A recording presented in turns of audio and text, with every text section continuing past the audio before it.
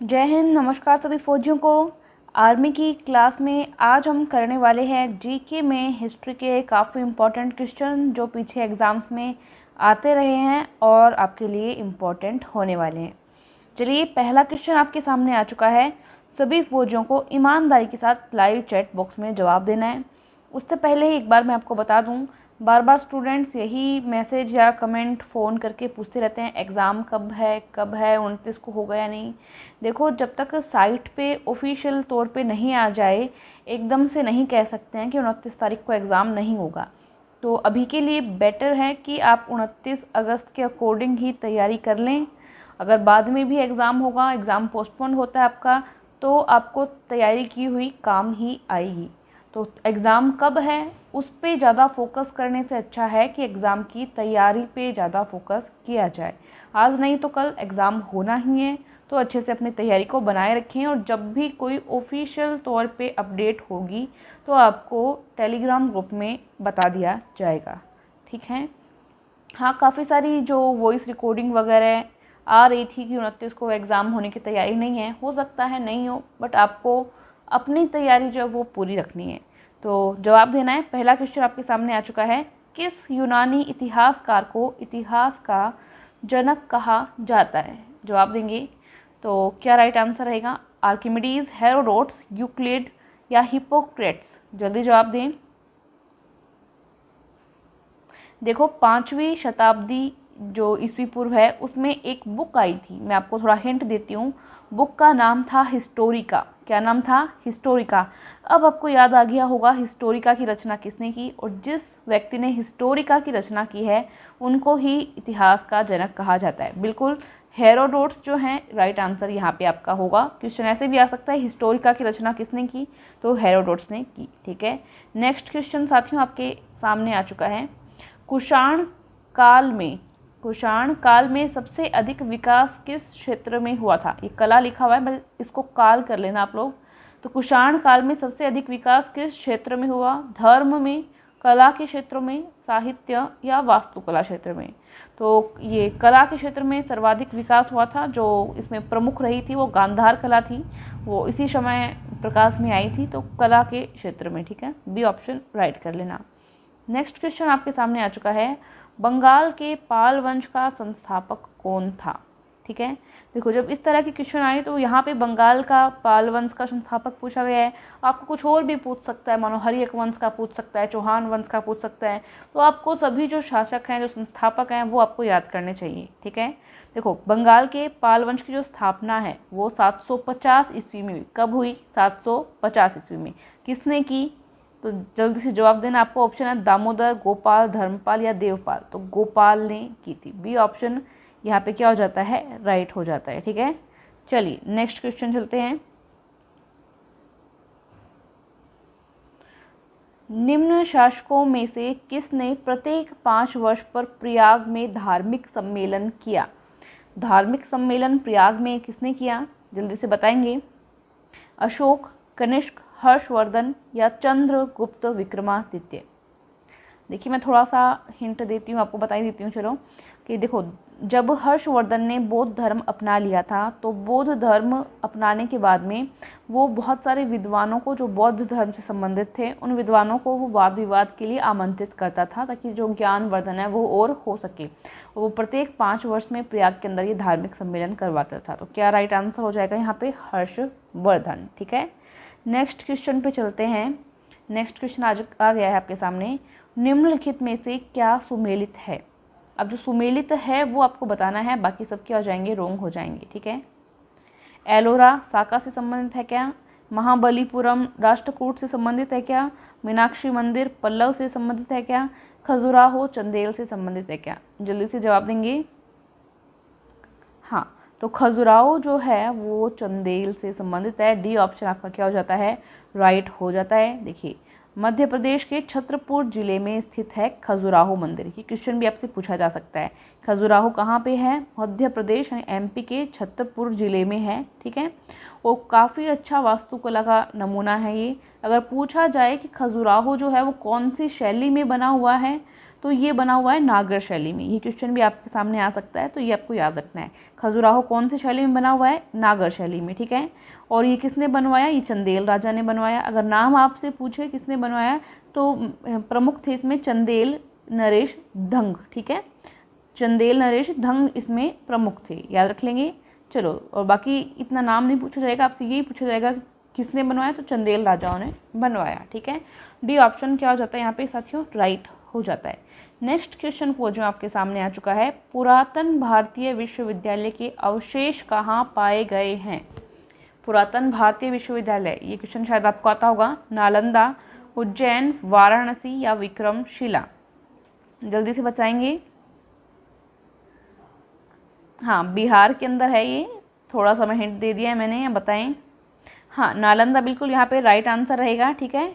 देखो, नालंदा के अंदर ये अवशेष जो है प्राचीन विश्वविद्यालय के मिले हैं, और ये बिहार से 64 किलोमीटर दक्षिण में एक गांव है, उसके अंदर पड़ता है। ये गांव का नाम शायद बड़गांव होना चाहिए, बड़गांव के आसपास है ये, ठीक है।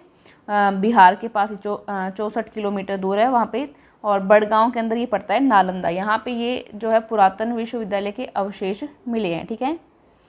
चलिए, अब हाँ, एक क्वेश्चन ऐसे भी आ सकता है कि ये जो विश्वविद्यालय है, जिसको नालंदा बौद्ध विहार के नाम से जाना जाता था पहले, इसकी स्थापना किसके शासनकाल में हुई है? ये क्वेश्चन आपके आ सकता है एग्जाम में, और आया हुआ भी है। तो कुमार गुप्त के शासनकाल में इसकी स्थापना हुई थी, ठीक है। नालंदा बौद्ध विहार इसका नाम था पूरा, और कुमार गुप्त के शासनकाल में इसकी स्थापना हुई। ये नोट कर लेना, ये आ सकता है, ठीक है। और ये विदेशों में भी काफ़ी प्रसिद्ध था ये विश्वविद्यालय, काफ़ी अच्छा था, ठीक है। तो चलिए, ये आपके हो चुका है। अब नेक्स्ट चलते हैं हम हमारे नेक्स्ट क्वेश्चन पे। नेक्स्ट क्वेश्चन आपके सामने आ चुका है, गोलकुंडा कहाँ अवस्थित है? गोलकुंडा, जल्दी से जवाब देंगे। तो गोलकुंडा है आपका बीजापुर, हैदराबाद, मैसूर या चेन्नई में? जल्दी से बताएं। हाँ, तो ये हैदराबाद में है। बी ऑप्शन आपका क्या हो जाता है? राइट हो जाता है। हाँ, सभी को ईमानदारी से जवाब देना है, एक दूसरे का देखना नहीं है, ठीक है। होड़ नहीं लगानी है एक दूसरे का देख के, अपने हिसाब से अपने माइंड सेट के अनुसार आप अपना जवाब दीजिए, ठीक है। चलिए, इसमें एक क्वेश्चन और भी पूछा जा सकता है एक्चुअली, इस पर किस किस के अधिकार हुए, ये भी पूछ सकते हैं अगर ज़्यादा ही हार्ड लेवल का पेपर आए। बाकी नॉर्मली नहीं पूछा जाएगा, नॉर्मली इतना ही पूछा जा सकता है कि गोलकुंडा कहाँ पे है, तो हैदराबाद में ये। बाकी अगर कोई हार्ड लेवल का आप एग्ज़ाम देते हो तो ये पूछा जा सकता है कि सबसे पहले इसमें किसका अधिकार था इस पर, तो देवगिरी के यादव और वारंगल के काकती शासक थे, उनका अधिकार था। बाकी इतना पूछा नहीं जाना।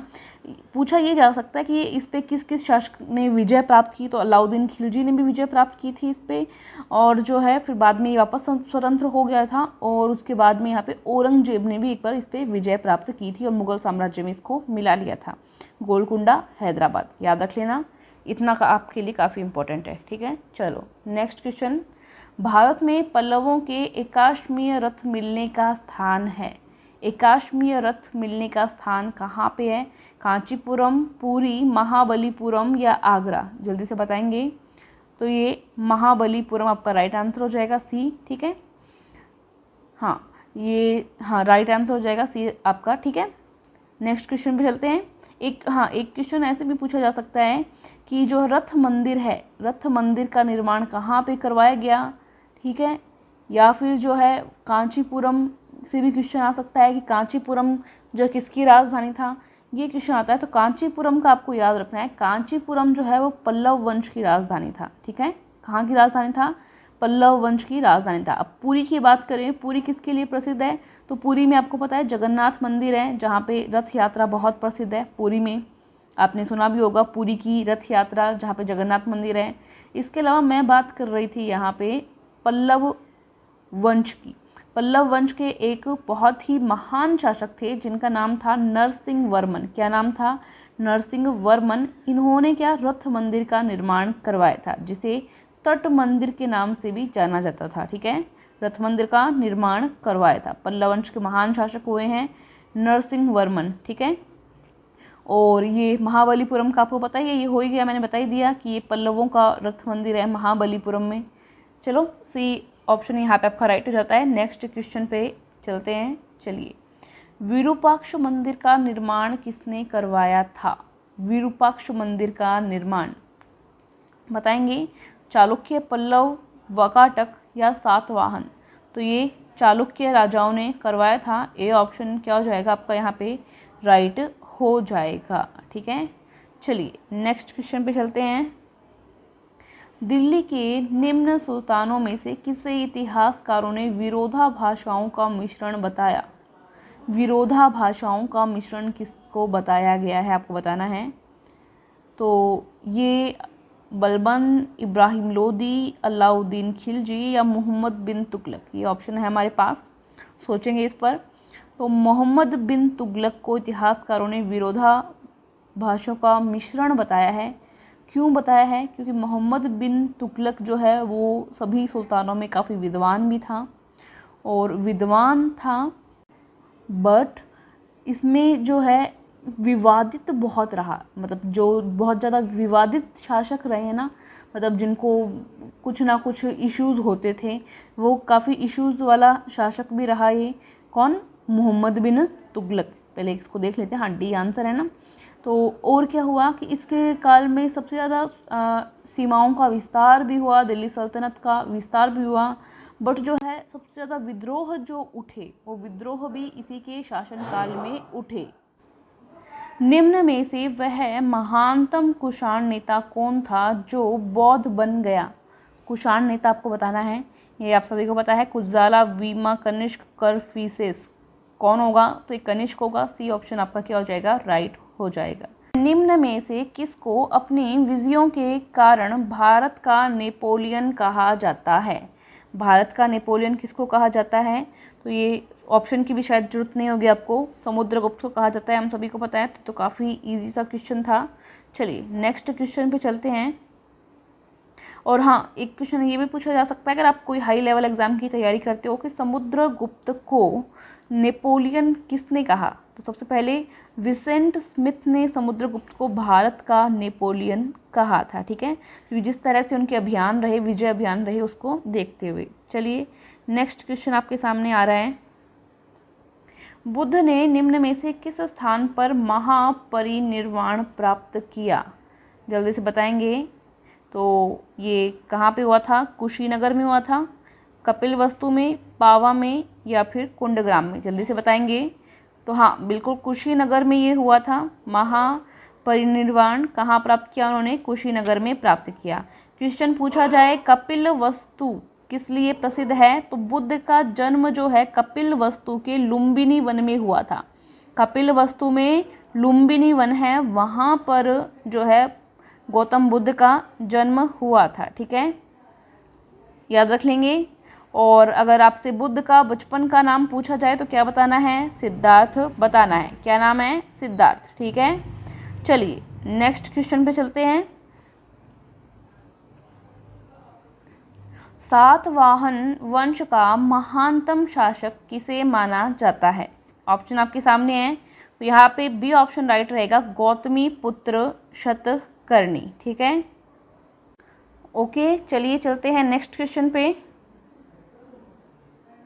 आर्यों की सबसे प्रमुख नदी कौन सी थी? आर्यों की सबसे प्रमुख नदी ऑप्शन है सरस्वती, गंगा, सिंधु, विपासा। तो सिंधु नदी जो है आर्यों की सबसे प्रमुख नदी थी। ठीक है, नेक्स्ट क्वेश्चन पे चलते हैं। क्या है क्वेश्चन देखेंगे। आर्य शब्द का शाब्दिक अर्थ क्या है? वीर या योद्धा, श्रेष्ठ या कुलीन, यज्ञकर्ता या पुरोहित या विद्वान? तो श्रेष्ठ या कुलीन जो है आर्य शब्द का शाब्दिक अर्थ है। ठीक है, श्रेष्ठ यानी कुलीन। नेक्स्ट क्वेश्चन पे चलते हैं हम। अच्छा, इस पे राइट नहीं किया गया, चलो श्रेष्ठ या कुलीन हो गया। नेक्स्ट क्वेश्चन आपके सामने आ चुका है और आपको पटना का प्राचीन नाम बताना है। पटना का प्राचीन नाम, जल्दी से जवाब देंगे।